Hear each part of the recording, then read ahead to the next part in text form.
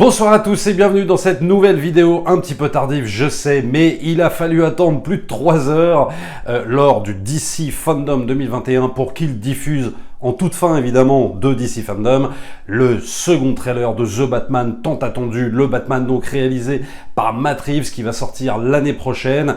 Et il est clair que l'attente valait vraiment le coup parce que ce second trailer est évidemment une sacrée claque dans la gueule, que ce soit en termes de cinématographie, que ce soit, je sais pas, en termes d'ambiance, que ce soit en termes de The Batman en fait. Alors évidemment, l'attente est devenue clairement là insoutenable, tellement tout ce qu'on nous montre dans ce trailer, c'est juste fabuleux, c'est juste beau, alors que tout est sombre, tout est noir, il n'y a pas un plan de jour, ou alors à la limite avec le soleil qui se lève, tu sais, mais vraiment tout ce qu'on voit c'est juste incroyable. Alors ça commence un peu avec une image un peu à la Blade Runner, avec un café où se trouve évidemment Paul Dano, donc le Sphinx, le Riddler, où il y a carrément un point d'interrogation sur le café. Bon, on a carrément une ambiance vraiment, là je trouve à la Blade Runner, c'est vraiment le premier plan comme ça, et c'est vrai que c'est assez frappant. Le seul truc que je peux regretter à la limite dans ce trailer, c'est qu'on voit pas assez Paul Dano, et ça c'est dommage, j'aurais aimé le voir, mais bon, évidemment il se réserve à mon avis le meilleur pour le film. Après on a l'exploitation de Catwoman. Alors Catwoman, pour moi, elle a l'air vraiment de sortir des pages du comic book, moi c'est exactement comme ça que je la voyais. Je suis vraiment super content de voir cette représentation de Catwoman comme ça, et encore c'est sur cet un trailer, et on voit pas encore grand chose, et que ce soit le physique, que ce soit même la relation qu'elle a l'air d'entretenir avec Bruce Wayne, moi c'est exactement la Catwoman que j'avais envie de voir, à mon avis bien plus crédible que dans ceux de Nolan, et éventuellement même, je sais, je vais faire grincer des dents, mais j'adore évidemment l'appréciation de Michelle Pfeiffer dans Batman le défi, mais je trouve que même si elle est très très bien, elle est peut-être un peu trop burtonienne à mon goût, alors que là, ça a l'air vraiment de respecter à fond le comics. Donc j'attends évidemment d'en voir plus dans le film, mais là comme ça, qu'est-ce que ça donne envie quoi. Sur Robert Pattinson, moi je ne suis pas complètement emballé, j'attends de voir, je ne condamne pas, je dis pas ça va être nul ou alors ça va être super. J'attends de voir parce que alors évidemment il est question du jeune Batman en fait, c'est-à-dire que d'habitude on nous met les origines de Batman avec le meurtre des parents, etc. Et puis d'un seul coup on passe, il est totalement adulte, voilà, milliardaire, etc. Alors que là ça a l'air d'être complètement différent, on revient un petit peu, pas aux origines de Batman, mais Batman jeune quoi, voilà. Donc ça justifie évidemment le choix de Robert Pattinson, donc effectivement le côté juvénile ressort bien dans la bande-annonce. Après je trouve que peut-être qu'on le perçoit trop derrière le masque, et que ça manque peut-être un petit peu de conviction, voilà, par rapport à ce que j'ai vu dans le jeu. Mais bon, pour l'instant, ça reste un trailer, j'attends de voir, mais c'est clairement rien, c'est du chipotage par rapport à l'ensemble, évidemment, de ce qu'on voit dans ce trailer. Ce qui est très intéressant dans ce trailer, c'est qu'en fait, on retrouve un mélange des Batman que j'adore, que ce soit les Batman de Zack Snyder ou les Batman de Nolan. On retrouve évidemment la brutalité, je trouve, des Batman de Snyder, surtout lors du plan où il arrive, où il se fait mitrailler de partout dans le couloir, et qui va tous les dézinguer derrière. On a cette espèce de côté brut de décoffrage un peu qu'on retrouvait chez Ben Affleck, Batman, chez Zack Snyder. Et puis aussi le côté Nolan sur les thématiques, par exemple notamment sur la peur. Voilà, la peur est un outil, etc., etc. Et puis il y a quand même, c'est vrai, j'avais des fois l'impression de regarder un petit peu The Dark Knight, mais en encore plus sombre, voilà, avec cette espèce d'ambiance film noir détective. Et j'ai envie de te dire qu'on renoue finalement avec la tradition de ce fameux Dark Knight, ce fameux chevalier noir, le côté détective, le côté enquête. Et ça, alors peut-être qu'on le perçoit moins dans ce trailer que dans le premier. Le premier, ça faisait vraiment film noir à l'ancienne, mais là je trouve que ça le fait un petit peu moins. Mais il est clair que quand le film sortira, on retrouvera à mon avis cette ambiance. Là déjà vraiment on la devine, on la sent, elle est palpable, et c'est ça qui est absolument génial dans ce trailer. Bon, évidemment Colin Farrell, il a l'air complètement énorme, bon c'est le cas de le dire. Le pingouin, il a l'air complètement ouf. J'attends d'en voir plus évidemment, mais ça va être évidemment super intéressant de voir une nouvelle interprétation de ce personnage. Moi qui suis, c'est vrai, pas très fan du pingouin Danny DeVito, je sais, c'est pas bien, ça le fait pas, etc. Mais c'est vrai que j'ai toujours un peu de mal, au bout d'un moment, le pingouin Danny DeVito, il finit par me fatiguer. Au début, il est sympa, mais voilà, au bout d'un moment, c'est un peu lassant. Et là, clairement, c'est le pingouin que j'avais envie de voir, pareil, sorti de comics.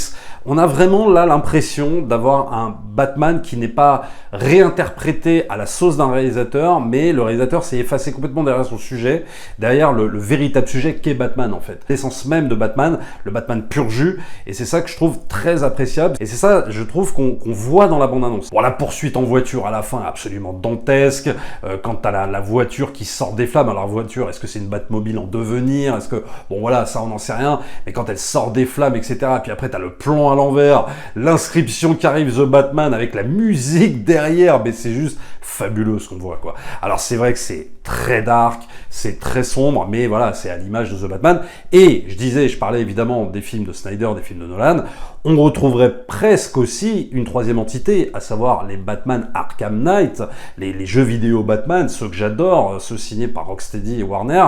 Voilà, on retrouve aussi un petit peu cette ambiance-là. Alors évidemment, sans toute la technologie poussée comme dans les jeux vidéo, parce que dans les jeux vidéo, voilà, Batman a une sacrée technologie.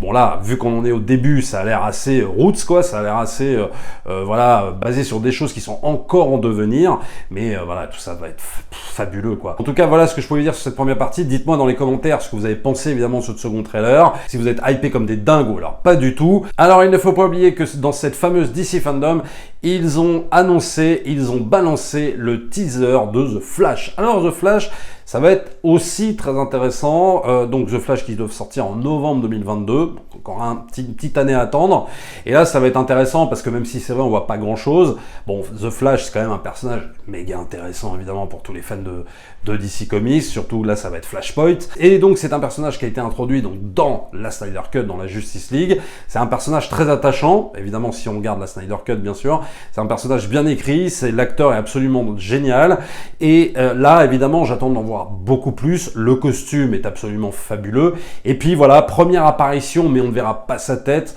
première apparition de Michael Keaton dans le rôle de Batman, puisque voilà, maintenant il est question de multiverse. Alors vous savez, bon, que je suis pas très fan de ce genre de concept. Allez, pour DC, j'attends de voir, je ne condamne pas d'avance, bien entendu. Tout ça est assez alléchant, surtout le plan de la fin, quand il enlève comme ça la couverture, et on ne voit pas la Batmobile, mais on se doute bien que ça va être la Batmobile à l'ancienne, celle qu'on a vue dans les films de Tim Burton. Donc il est clair qu'en l'état, on a envie de voir ce que ça va donner, et puis on verra voilà ce que ça donnera pour la suite des films DC. Est-ce que tout ça va rebooter plus ou moins tout l'univers des films DC? Les gens qui espéraient quelque chose par rapport au Snyderverse, il fallait quand même pas rêver. Il est clair que Warner continue dans son délire de ne pas donner suite en fait à la Snyder Cut, donc je pense qu'il n'y aura absolument rien concernant la Snyderverse de toute façon dans les mois ou dans les années à venir. Je pense vraiment faut pas rêver, ou alors je sais pas, ce sera sous forme peut-être sur HBO Max, peut-être sous une autre forme, j'en sais rien, mais là comme ça par rapport à tout ce qu'ils ont prévu, je n'y crois pas une seconde. Mais bon, ne lâchons pas l'affaire quand même, hashtag Restore the Snyderverse, pourquoi pas. Et puis il y a eu aussi, allez, une petite séquence nostalgie dans ce DC Fandom, à savoir Michael Rosenblum et Tom Welling qui nous présentaient les 20 ans de Smallville, et ouais, le temps passe très vite. J'avais fait une vidéo, hein, Smallville versus Superman and Lois, vous pouvez aller la voir. Moi, Smallville, c'est une série que j'aime toujours, voilà, que j'aime bien regarder de temps en temps, voilà, c'est une série très plaisante, il y a des défauts, c'est très long, etc., c'est très ado, c'est très teenage, mais voilà, quand on aime Superman, eh ben, c'est toujours bien de se remater quelques petits Smallville, ça fait du bien, bon, même s'il y a une des actrices qui est actuellement en tôle, voilà, je crois que c'est celle qui jouait Chloé Allison Mack, bon, c'est comme ça. En tout cas, dites-moi dans les commentaires ce que vous pensez de ce fameux second trailer de The Batman. C'est absolument hallucinant ce qu'on vient de voir. J'espère que le film sera à la hauteur de ce qu'on vient de voir, parce que là, franchement, ça balance vraiment du très lourd. Ça me rappelle presque l'époque où on a regardé là comme ça la bande-annonce de Joker, où j'étais aussi emballé en fait que quand j'ai regardé le trailer de The Batman, et j'espère que voilà, même si évidemment les deux films n'ont strictement rien à voir, j'espère être aussi emballé quand j'aurai vu le film que quand j'avais vu le trailer à l'époque. Voilà, n'oubliez pas de vous abonner à la chaîne si c'est pas encore fait, et nous on se retrouve très vite pour une prochaine vidéo. Ciao.